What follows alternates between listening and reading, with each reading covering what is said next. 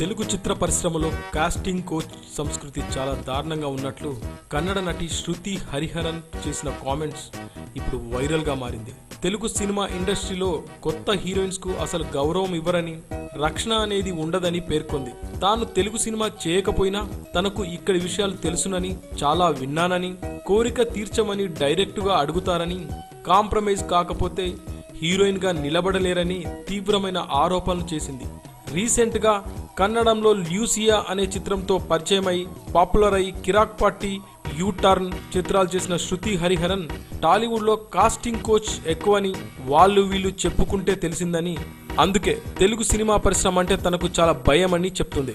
అవకాశాల కోసం ఎవరి ముందు తల వంచాల్సిన అవసరం తనకు లేదని వివరించింది శృతి. అలాగే కన్నడ పరిశ్రమ శాండిలీవుడ్, కోలీవుడ్ కన్నా టాలీవుడ్ లోనే కాస్టింగ్ కోచ్ ఎక్కువని ఖచ్చితంగా చెప్పడం టాలీవుడ్ లో టాక్ ఆఫ్ ది టౌన్ గా మారింది. అయితే ఇక్కడ ట్విస్ట్ ఏమిటంటే, ఇంతకీ ఈమె ఎవరు, ఏ సినిమాలో నటించింది అని అడుగుతున్నారు. ఇక్కడ టాలీవుడ్ లో పెద్దగా ఎవరికి ఈమె తెలియదు కనుక ఆమె మాటలు ఎవరు సీరియస్ గా తీసుకోరు, అంతా లైట్ అనేస్తున్నారు.